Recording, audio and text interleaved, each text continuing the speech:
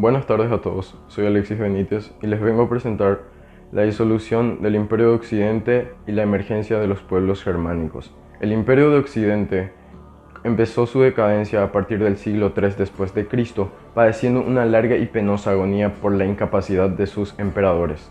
Esta disolución no fue monocasual, que hace referencia a una sola causa, sino más bien tuvo varias.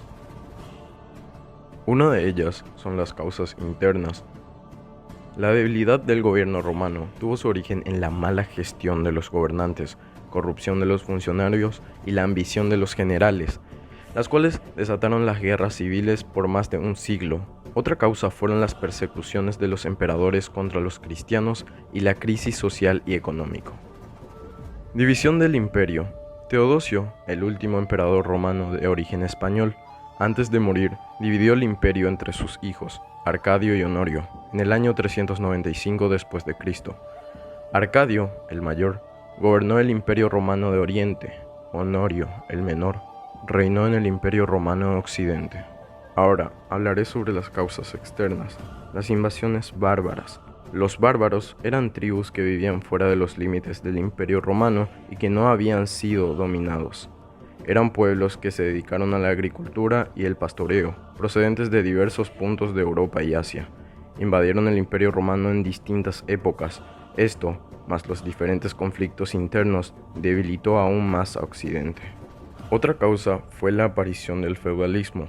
La decadencia y posterior caída del Imperio Romano de Occidente trajeron como consecuencia el deterioro de la economía monetaria y el comercio, pues las rutas comerciales se volvieron inseguras por las continuas invasiones y las guerras posteriores entre los diversos reinos germánicos. La población debió huir de las ciudades, pues no había un abastecimiento continuo de alimentos, la vida se volvió difícil y la hambruna una amenaza constante.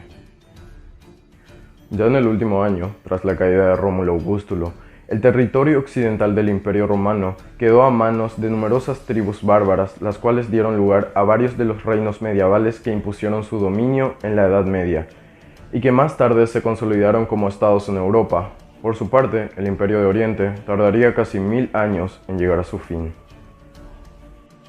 Los pueblos germanos o germánicos tuvieron su origen en el norte de Europa hacia el año 500 a.C., especialmente en el norte del territorio dominado por el Imperio Romano, conocido en aquel momento como Germania. Los pueblos germánicos o bárbaros venían acosando las fronteras del Imperio Romano desde el siglo I. Eran pueblos nómadas o seminómadas con una sociedad estratificada, nobles, libres, libertos y esclavos.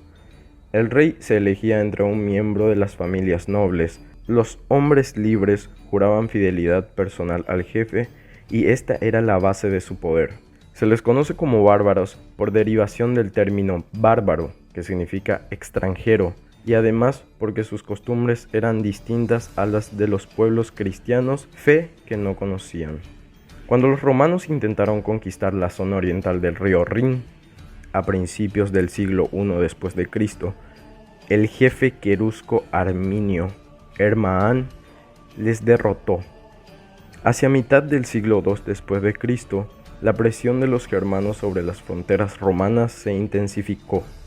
Aprovecharon la decadencia del Imperio Romano entre los años 235 y 285, avanzando cada vez más hacia Occidente, quizás por motivos de aumento de población o solamente para extender sus dominios en territorio romano. Entre los pueblos germánicos más influyentes se encuentran los vándalos, los godos, suevos, los sajones, los anglos, los lombardos, burgundios, visigodos y los tan famosos vikingos.